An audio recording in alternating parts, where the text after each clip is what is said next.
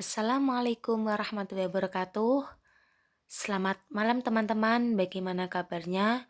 Selalu jaga kesehatan dan selalu patuhi protokol kesehatan. Perkenalkan, nama saya Zuhdatul Maulida, NIM 092, saya dari kelas C4 IPS. Dalam video ini saya akan memenuhi tugas mata kuliah media pembelajaran IPS. Mari kita belajar bersama tentang materi permintaan. Materi permintaan ini pasti sudah tidak asing lagi dari telinga kalian karena materi ini sudah kita pelajari atau sudah disampaikan mulai kelas 7. Dalam materi permintaan, kita akan membahas 3 pembahasan.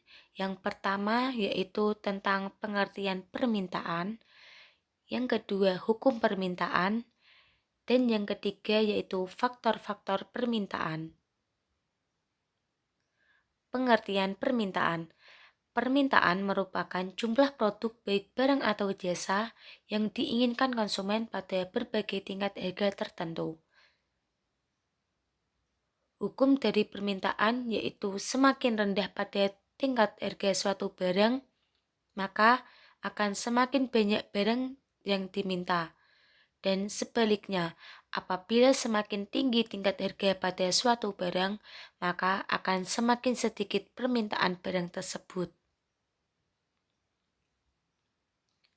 Faktor-faktor dalam permintaan terdiri dari 7 faktor. Yang pertama yaitu harga barang, yang kedua pendapat masyarakat, yang ketiga selera masyarakat, yang keempat jumlah penduduk, yang kelima kualitas barang, yang keenam ramalan masa depan, dan yang ketujuh yang terakhir yaitu harga barang lain. Mari kita pelajari bersama tentang faktor yang mempengaruhi dalam permintaan. Yang pertama ada harga barang. Jika harga barang makin tinggi, maka permintaan barang akan makin rendah. Sebaliknya, apabila harga rendah, maka permintaan barang tersebut akan makin tinggi. Yang kedua yaitu pendapatan masyarakat. Pada tingkat pendapatan yang diperoleh pada masyarakat, sangat menentukan pada tinggi rendahnya suatu permintaan barang dan jasa. Apabila pendapatan makin tinggi, maka makin besar daya beli yang ia miliki akibat permintaan barang dan jasa yang meningkat. Begitupun juga sebaliknya.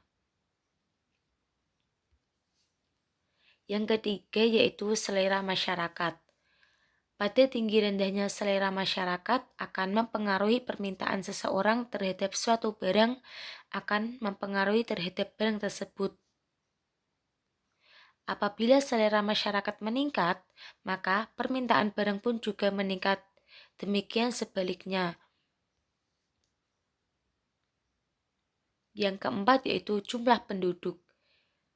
Semakin besar pada jumlah penduduk anggota keluarga, maka permintaan terhadap barang dan jasa akan meningkat. Misalnya, keluarga yang semula hanya suami istri, kemudian ada anak, maka kebutuhan akan daya bahan pangan mengalami peningkatan. Yang kelima yaitu kualitas barang. Pada umumnya, setiap orang menginginkan barang yang berkualitas baik.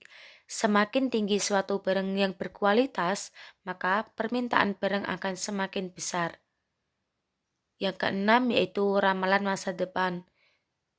Pada krisis ekonomi sekarang ini, harga barang cenderung berubah-ubah naik. Masyarakat akan menambah terhadap permintaan barang jika barang tersebut akan naik.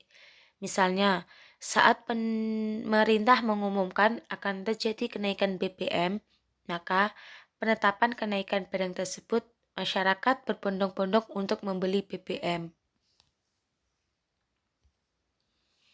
Yang terakhir yaitu yang ketujuh, harga barang lain yang berkaitan. Dengan adanya banyak barang yang memerlukan terhadap harga barang pelengkap atau pengganti yang disebut substitusi. Misalnya, bahan bakar Pertalite lebih murah daripada Pertamax, maka orang akan beralih ke Pertalite dan jumlah barang akan meningkat dan Pertamax akan menurun. Sehingga permintaan pada Pertamax menurun dan permintaan akan Pertalite meningkat. Terima kasih. Semoga video dari saya bermanfaat. Jangan lupa like, comment, and subscribe. Sekian dari saya. Wassalamualaikum warahmatullahi wabarakatuh.